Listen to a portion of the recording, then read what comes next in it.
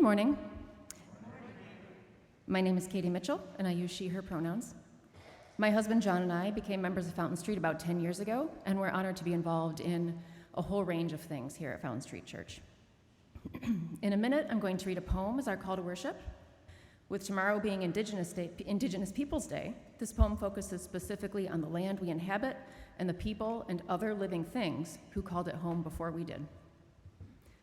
I've always been fascinated by the land, the shape of the terrain, the things that grow out of it, the water running through it, and the way it shapes color and light.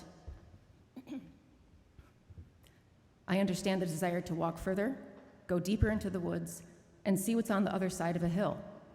Nothing is more delightful than finding a beautiful hidden spot that might hold the secrets of the fairies or is simply unbothered by human development. My love of land and water is clearly informed by my heritage. When I was in college working on my writing degree, I wrote a piece inspired by the canals of the Netherlands, the beaches of West Michigan, and the waters my Dutch ancestors crossed to settle in this area, which is a land very much shaped by its water.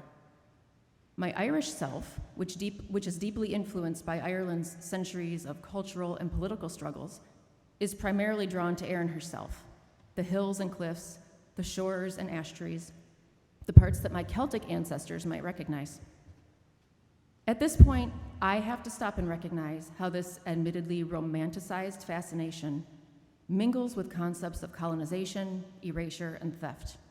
My Dutch family came here less than 200 years ago. Who used to live where my mother's family has occupied the same house for nearly 100 years? Who used to walk the gorgeous Holland area beaches? We know they were likely Ottawa and Potawatomi peoples, but it's difficult to see them now among the Wyoming neighborhoods and the shoreline restaurants. As for my Irish side, of course, there were the well-known Viking and English invasions, but long before the Romans conquered everywhere but Ireland, the island was repeatedly invaded by various groups from Greece, Spain, and elsewhere. I'm sure my ancestors participated in those early takeovers. My takeaway is that I can't fully separate the land from the people, because if I pay attention, their spirits linger in tangible ways. And that's what Indigenous Peoples Day is all about. So now I will read this poem as our call to worship. And this is called Our Home, But Not Just Ours. And it's by Laura Bogle. We gather here to remember that this is our home, but not just ours. This land we live on, this water we drink, this air we breathe, these old mountains that hold us steady to our ground, these forests that give us their healing green, these flowers that give us their beauty and fragrance, these fields that give us our daily bread, these stars that show us our place. The wilderness and the tame backyards, all of it our home. We remember the ancestors who have lived on this land and who have shaped it. The Odawa and Peoria tribes, the settlers, the mountaineers, the farmers, the hunters, the colonists, the immigrants, the artists, the families, the explorers, the business people, the engineers, the builders, the scientists, the teachers, the workers, the leaders. We inherit their choices. We honor the animals and creatures that have made their home in this land, the ones here now, and the ones that used to be here. We envision the future generations who will live on this land and let their voices fill our hearts. We gather here to remember this is our home, but not just ours. Welcome to Fountain Street Church, and welcome to worship.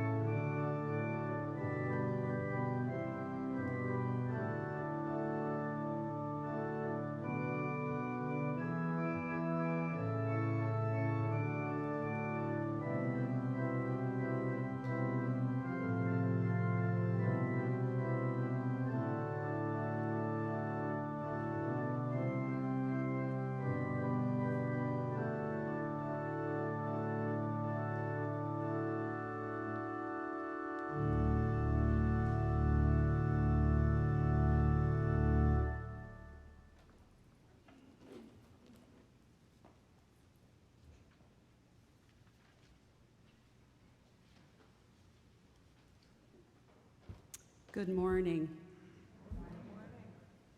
I'm going to take a big deep breath with this mask off. Our first reading comes today from a book by Lois Beardsley. It's entitled Words Like Thunder, New and Used Anishinaabe Prayers. And it's entitled Fiction versus Nonfiction. I've noticed at the Library of Congress that they have a hard time with the concept of nonfiction and fiction merging, as though it could be any different. So librarians dutifully tuck history books into the realm of nonfiction, as they have been so carefully taught, preserving the myths of our culture, the ones we have learned all our lives, at universities, at public school, in daycare, in front of the TV, at the kitchen table, in our mothers' bellies. Myths about dominance and superiority, and who owns what and who owns whom. Dignity, respect, good jobs, continence.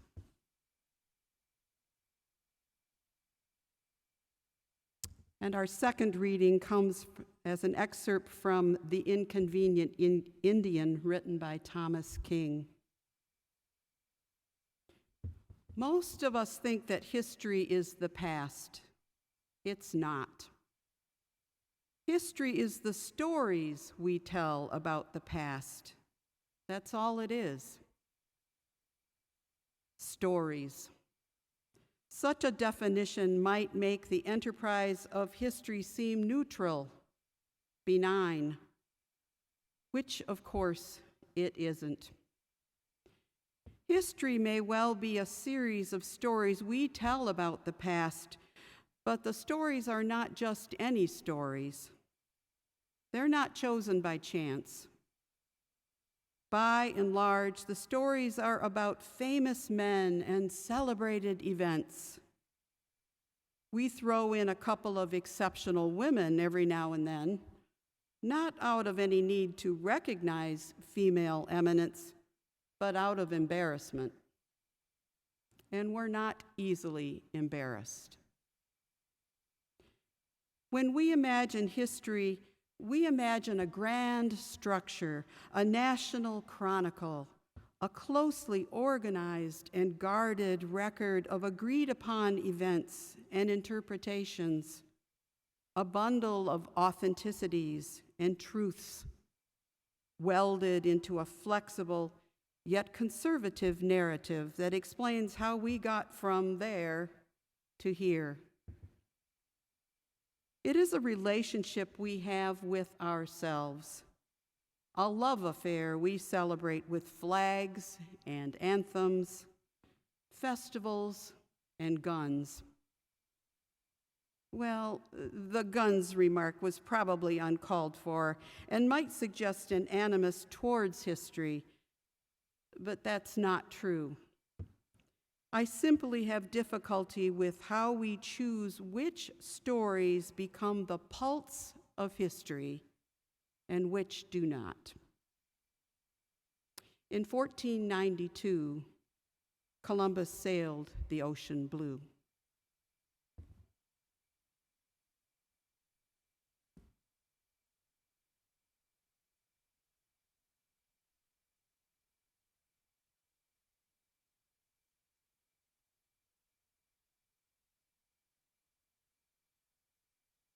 We are talking about stories this morning, stories of the past, stories of the present, stories that are waiting to be written, stories that are untold, and stories that need to be retold.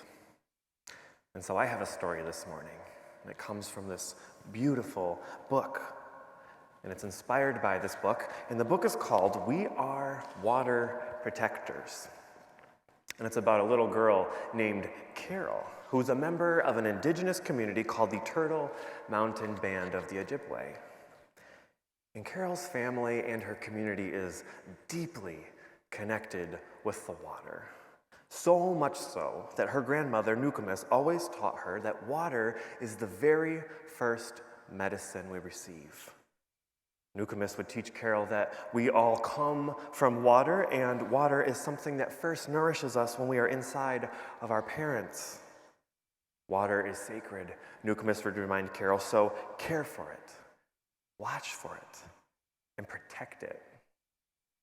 So from a very young age, Carol believed that the rhythm of water ran through her veins just like the rhythm of the river of life. She also believed that it sustained the plants and the animals that sustained her and her community. Also, as a young girl, Carol would hear a legend of a black snake, a big black snake that would one day come to their community. It was a legend that had been told to her grandmother Nukumis, that had been told by her grandmother and her grandmother too. The big black snake would come and spoil the sacred water. The big black snake would come and poison the plants and the animals that sustained them, and the big black snake would come and wreck everything in its path. And every time they told this story, they believed that it was far, far away. They didn't believe it would happen anytime soon, but that wasn't the case. One day, the black snake arrived.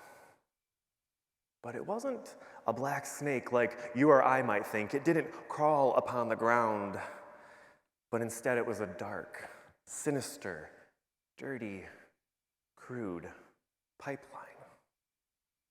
Now, the snake had arrived, and it was venomous, and it burned the land, and its body cut through the water, and the water was no longer safe to drink.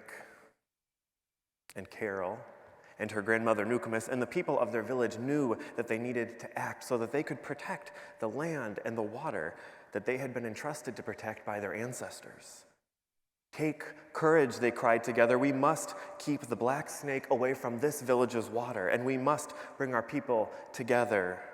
We have been called to stand for our water, we have been called to protect our land, and we must stand as one against the big black snake.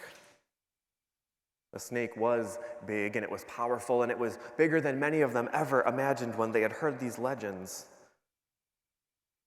But they knew it was a fight they couldn't fight alone, and so they gathered, and they called on other communities that also shared this legend.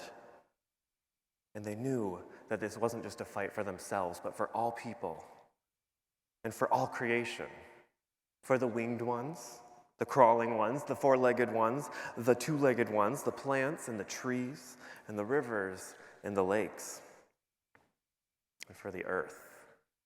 Because for Carol and her community, they knew they were all related and depended on one another for this fight. And as their fight went on, they had victories and they had losses and they had tears, so many tears. And Nukumis would remind Carol, even your tears are a reminder that water is alive. Water remembers the ancestors who came before us. And so they stood together as the water protectors, and eventually it inspired people from all over the world to join them and be water protectors too. And to this very day, even as we retell this story, the people of her tribe continue to protect not only the land, but the water that we all share. But that's not exactly the end part of this story, because stories like Carol's and her communities live on today, and these black snakes continue to come onto the native lands by the name of Line 5 and Line 3. And the tribes and the indigenous nations like Carol's continue to write and retell this story of fighting the black snake. So maybe this morning, for this beautiful story, instead of the end, it might be more like an invitation. How will we help retell this story? How will we support the water protectors? And how will we be the water protectors for the generations that follow the generations? So I guess this morning, the end might really be to be continued.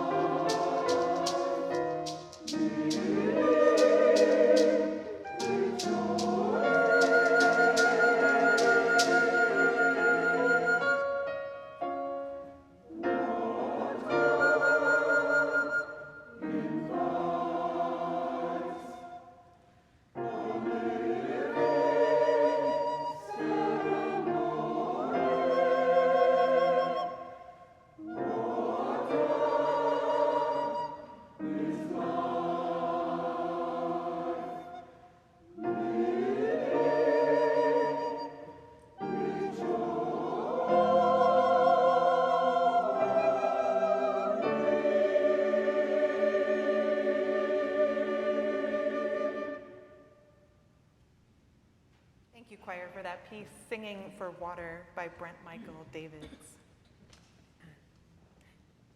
My name is Reverend Greta Jo Seidohl, and I use she, her pronouns, and I am the assistant minister here at Fountain Street Church.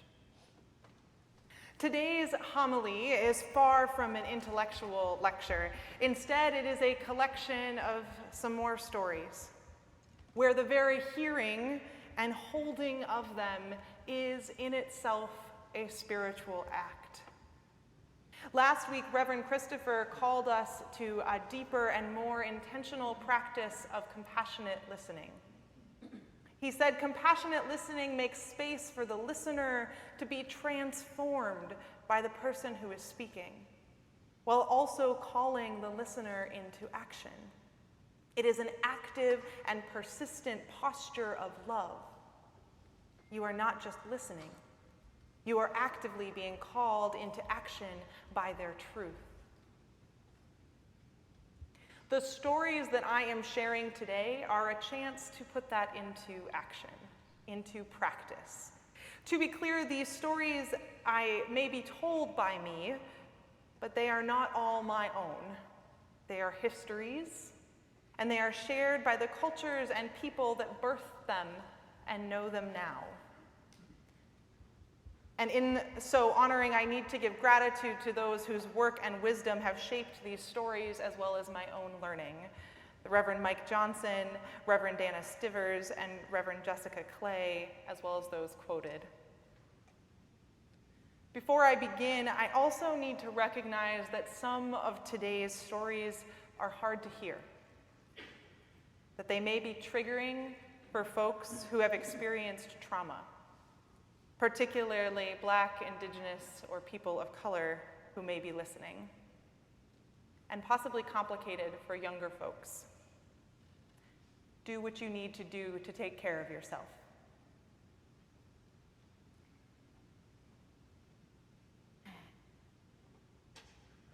Thomas King, an American-born Canadian who is of Cherokee and Greek descent, wrote in his book, The Truth About Stories, quote, "The truth about stories is that's all we are. You have to be careful with the stories you tell, and you have to watch out for the stories you are told." End quote.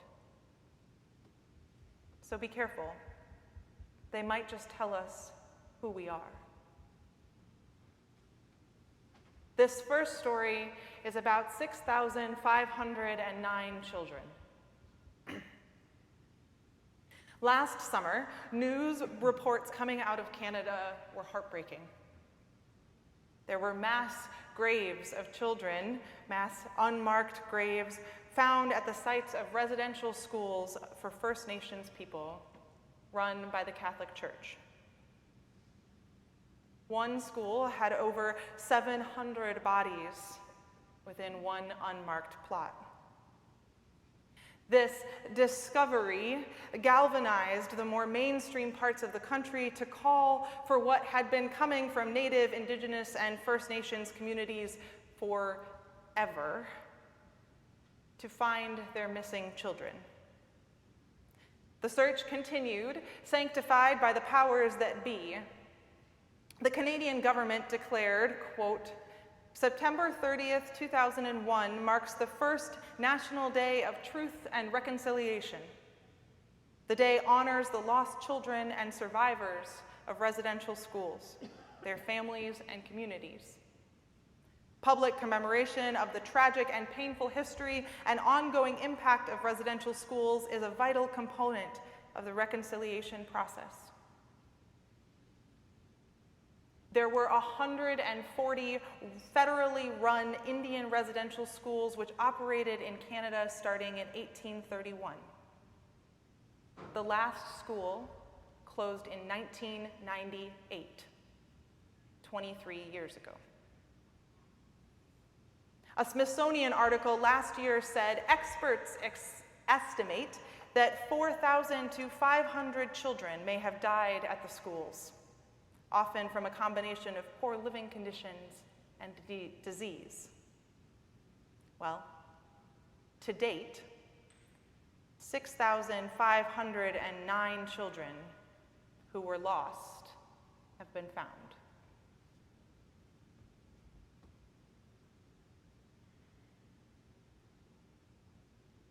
That story belongs in relationship to another story. Thomas King, in his book, The Inconvenient Indian, a curious account of Native people in North America, writes, quote, "A great many intelligent and compassionate people have called residential schools a national tragedy." And they were. But perhaps tragedy is the wrong term. It suggests that the consequences of residential schools were unintended and undesired.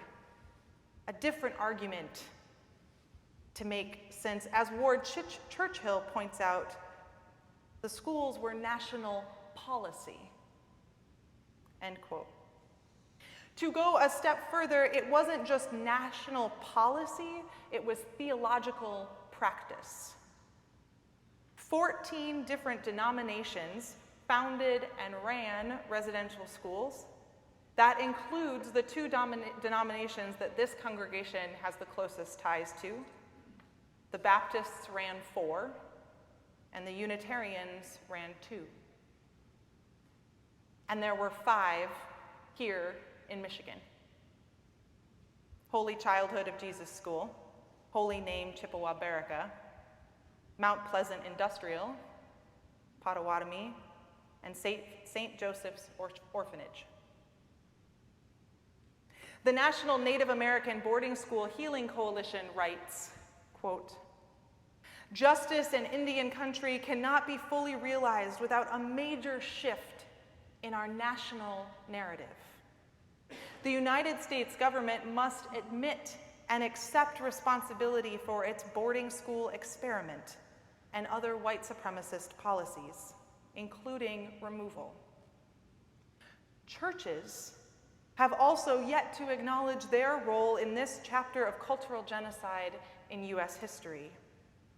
Various church denominations benefited from federal funding via the Indian Civilization Fund Act, which was used to run Indian boarding schools across the US. It is estimated that half of all Indian boarding schools were run by churches.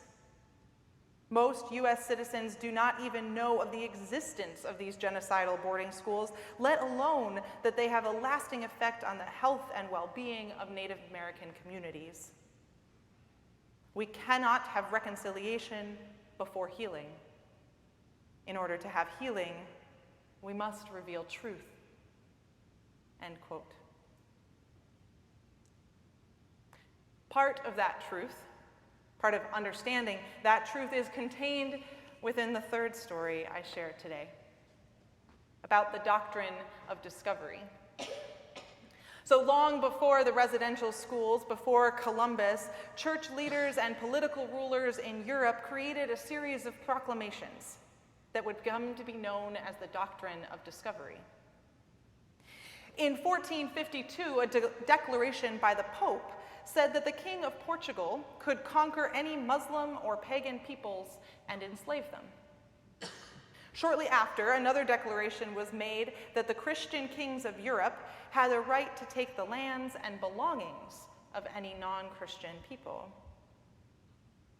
The doctrine of discovery was also later claimed by England in 1496, authorizing English explorers to seize any lands not already discovered by other Christian nations.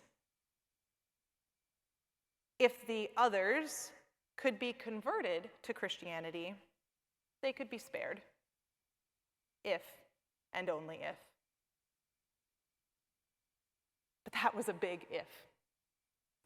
As Thomas King writes, again, quote, while the hardware of civilization, iron pots, blankets, guns, were welcomed by native people, the software of Protestantism and Catholicism, original sin, universal damnation, atonement, and subligation were not.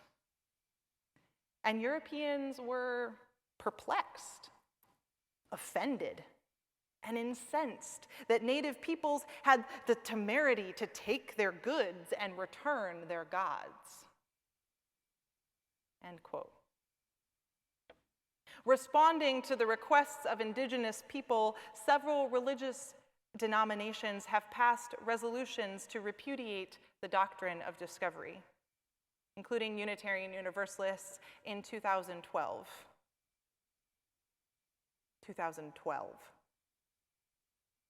These resolutions are a first step towards reckoning with the history of stolen lands and stolen children. But it is not the end. It can't be. Especially for this congregation that is not tied to a denomination to collaborate in this work. Because the discovery of the graves was not news to First Nations and Indigenous peoples. It was confirmation of a wound that was unhealed by time, finally literally unearthed and made visible to a willfully ignorant society. Because this is not just stories about Canada or about the Catholic Church. This is the story about church and government being tools for a culture of domination and death. Because these are not distant memories or foreign ideas. These are brick and mortar buildings in our communities, built and run by our forebearers, and instilled into the mechanisms that uphold our culture today. Because the world is round. And so the edges of the world was a metaphor made real, created when white supremacy marginalized everyone who didn't look like him and the God he crafted in his own image. The nation he built, the economic systems they established, and the religions that were allowed to thrive don't like to tell this story. And so they made sure to separate their history books from the myths of those they ignored. And then they built schools to teach only their version. But the other stories were remembered. And they are being told. And the old history books can be rewritten. So let me tell you two more stories. The first is my own perspective on a part of the story you've already heard from Reverend Christopher and from the choir. In December of 2016, the long protest at Oseti Sakowin camp, known as Standing Rock in North Dakota, was well established and well documented by Western media. But despite months, really years, of peaceful protest and repeated requests for the treaty to be honored and the pipeline stopped, the standstill went on. Native American spiritual leader Chief Arvol Looking Horse, keeper of the White Buffalo Calf Pipe, issued a call for people of faith to visit Standing Rock on December 4th, 2016, to pray and to stand with the water protectors. An estimated 500 people, representing about 40 different spiritual traditions, heeded the call, including myself. I found myself drawn into silence for most of my visit there by the weight of what we were asked to do. We were there to try to halt the black snake, the latest manifestation of the doctrine of discovery, the current form of manifest destiny, and the continued presence of white supremacy culture on this land. We were there to compassionately listen, and then to amplify the voices rising from the margins.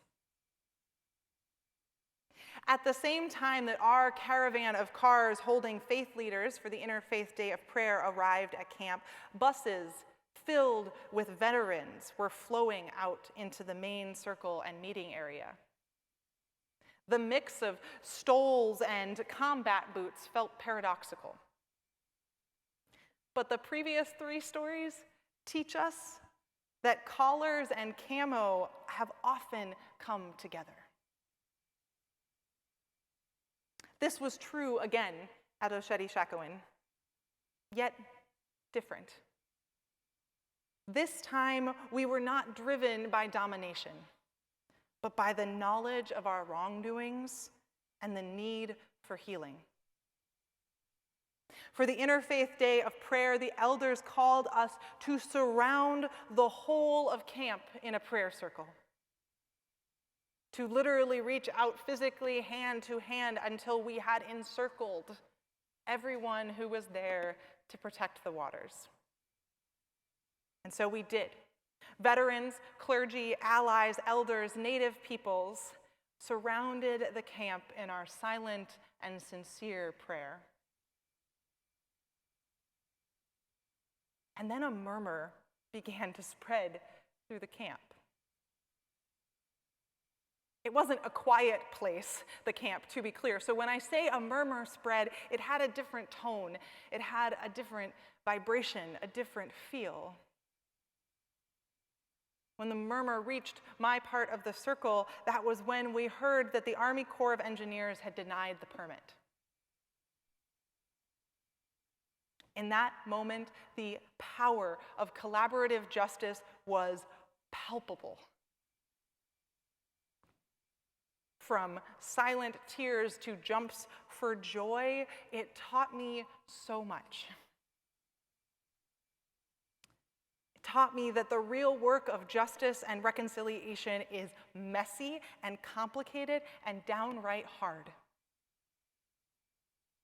And it is also intensely beautiful, connecting, and restorative.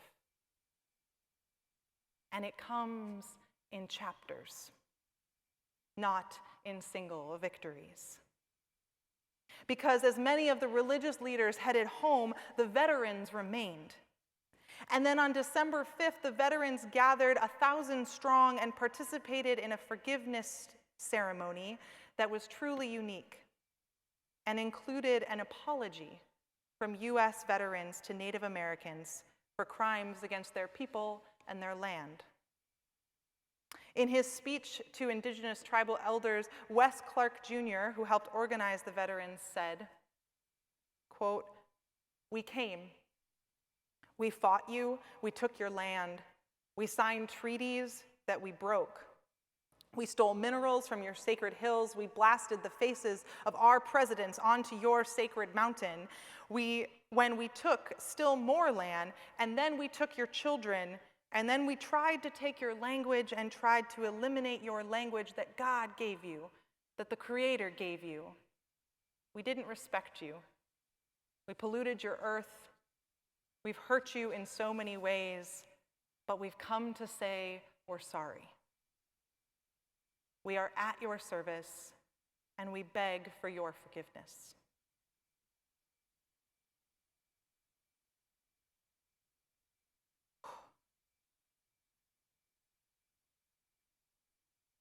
I have one more story for you, but it is a story that is still being told, that is actively becoming. It's the story of a church that was descended from the churches and the culture that stole this land from the Peoria and Ottawa people. They were a good church, full of kind people with loving hearts and helping hands. But maybe they hadn't heard these stories, or maybe they'd forgotten them. And so as folks arrived, they were given a code to the parking lot. 1492.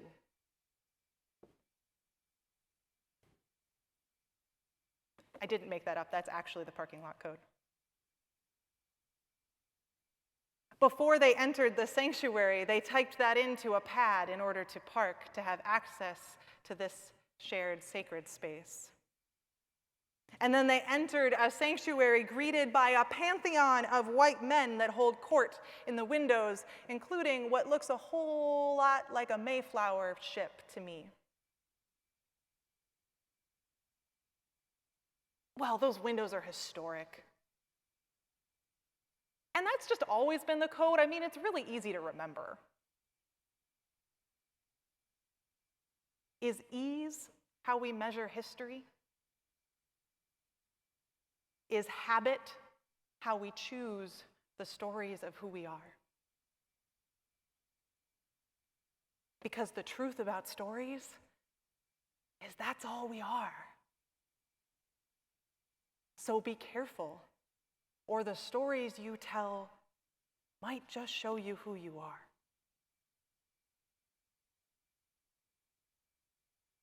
And so the loving members of that church took a deep breath.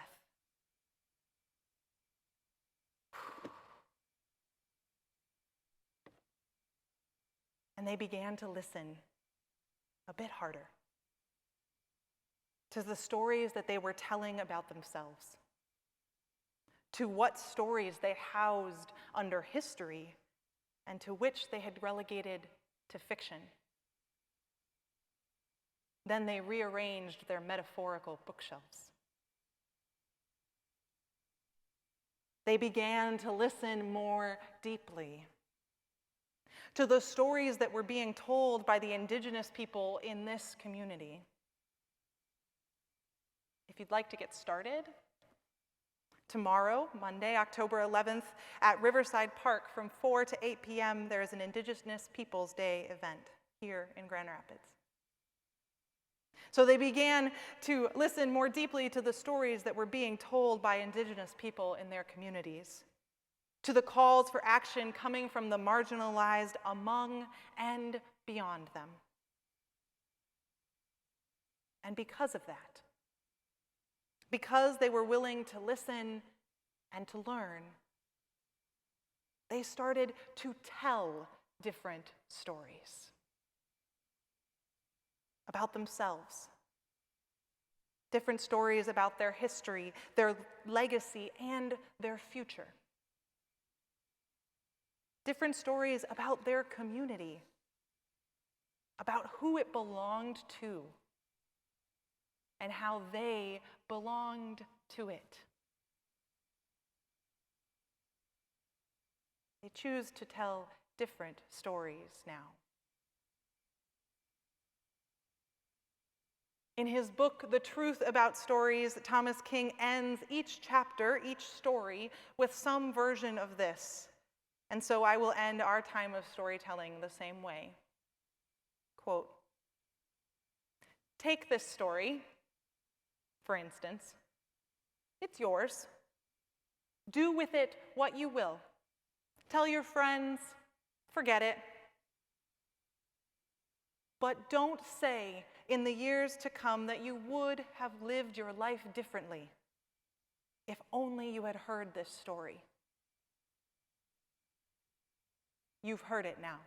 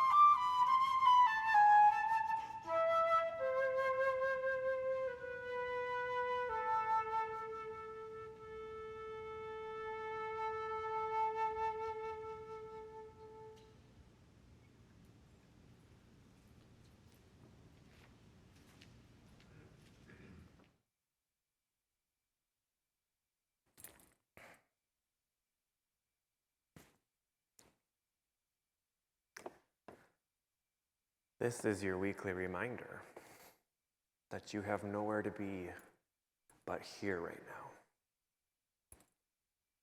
You are already exactly where you need to be, and you are exactly where you are meant to be.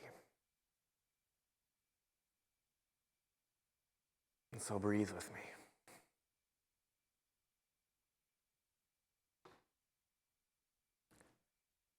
Free yourself.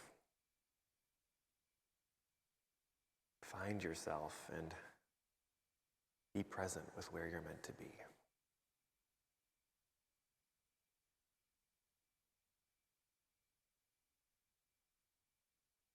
Find your physical body in this physical space.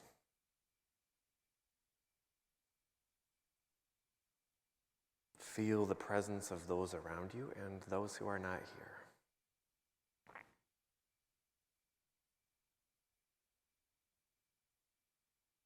Feel the chair that holds you. The ever-present ground below you that supports you.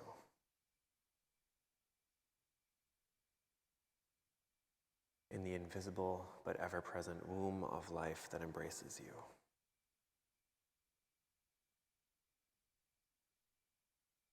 And breathe.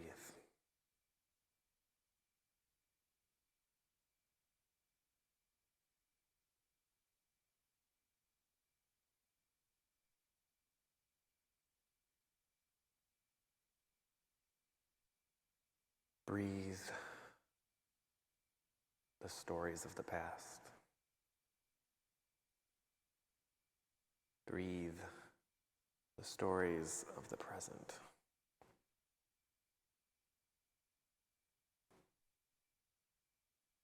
Let the energy of the room wash over you. And open yourself to silence. Let it in and welcome it.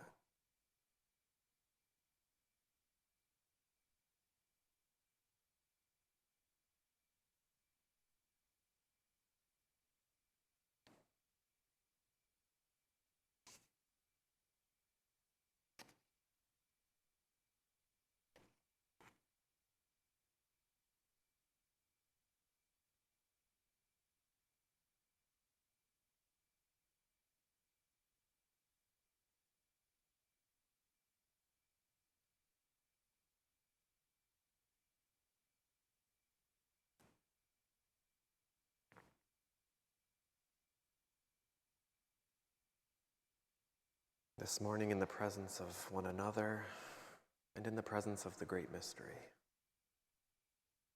we hold the tension of repent, reconciliation, renewal, and restoration. Together we acknowledge the stories we have ignored or hidden, and commit ourselves to not only acknowledging their truths, but also honoring the work that lies ahead in the shared work of reconciliation and restoration. May we be open to hearing these stories of the past. May we own the ways in which our privilege and power benefits from them in the future. And may we commit ourselves to being a part of the new stories that will be rooted in love, justice, reconciliation, equity, and restoration.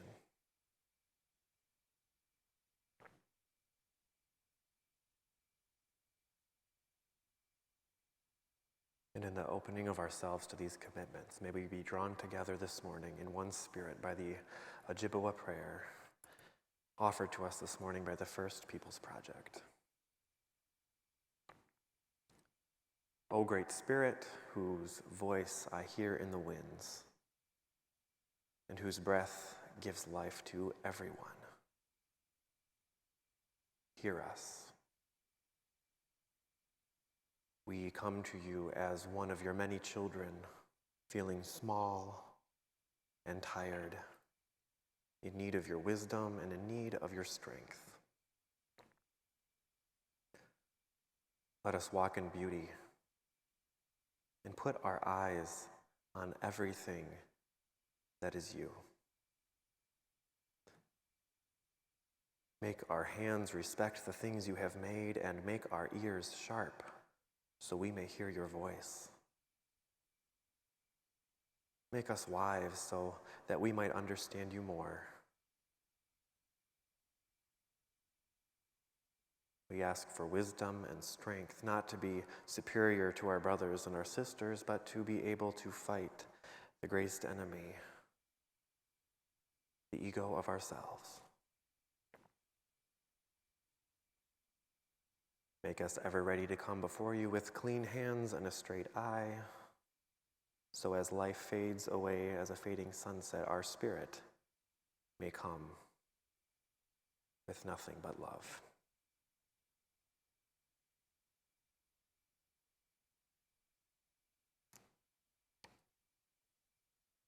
We know we come into this space this morning with the complexity that life is. We come with joy, sorrow,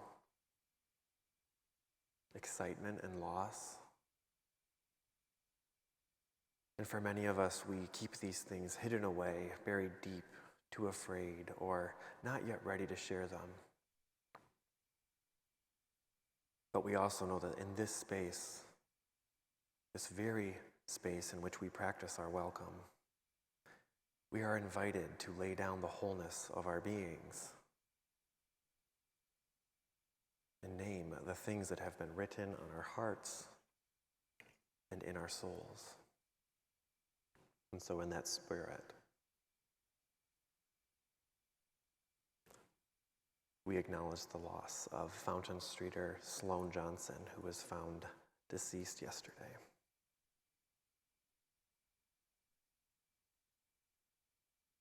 We acknowledge the complexity of life and the hope for our sister, Caroline Clark, who has gone home to receive hospice.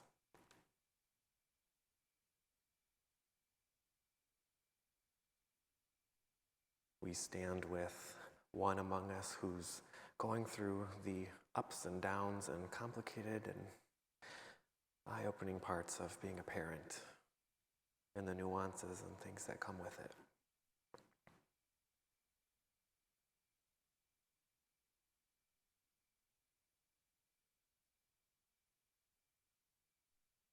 And we lift up all of those joys and those concerns that have been left unsaid, but still are written on our hearts. And so, in that space, I invite you to take but one last breath with me. Breathe in. And breathe out.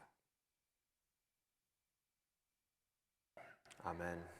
Blessed be.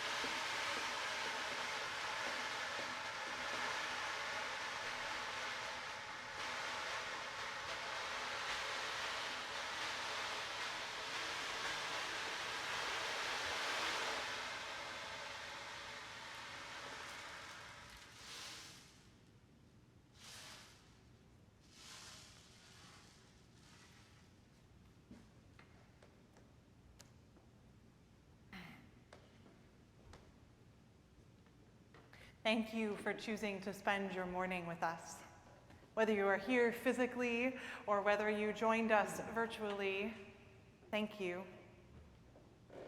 And know that the sacred space that we create here together does not end when we walk through those doors. That we can take it with us. And in that spirit, I have a few brief announcements before I send us on our way. It's a busy week here at Fountain Street Church. As I mentioned, and in the community beyond Fountain Street, as I mentioned earlier, there's an event taking place tomorrow in Riverside Park in honor of Indigenous Peoples Day from 4 to 8 p.m. I would encourage folks to attend. Also tomorrow night at 7 p.m. on Zoom is the anti-racism discussion group that I host called Practicing the Possible. You can find a link to join either in your Friday Flash or on our website. Then on Tuesday, also at 7 p.m., also on Zoom, you can join our own Gary Eberly he's an author and a Professor Emeritus of English for an interactive Zoom discussion of myths of creation from various cultures and religions and their implications for how we understand our relationship to the earth. Then on Friday, the Fountain Street Church Friday Poetry Reading Group is back and is meeting in person here at 24 Fountain. Their next meeting is October 15th at 10:30 a.m. 10:30 a.m. For your morning people, and it'll be over in the social hall. Then please don't forget to mark your calendars for our Community Corners picnic. They're happening next Sunday, October 17th at 1 p.m. The specific park locations for each corner will go out in an email announcement this week, so please keep an eye out for that. There are lots of other wonderful updates on this community and beyond in your weekly Friday Flash, so I do encourage you to keep an eye out for that. And if you're not currently receiving our email updates, please reach out to a member of staff and we'll be happy to get you connected. I invite you to take one more deep breath with me. And I send us out into the week with these words from Robin Wall Kimmerer. Actions on behalf of life transform. Because the relationship between self and the world is reciprocal. It is not a question of first getting enlightened or saved and then acting. As we work to heal the earth heals us. May we go out into the world this week to be healed and also to heal, to be saved and also to save, to be loved and also to love. May it be a good week. Blessed be. Thank you.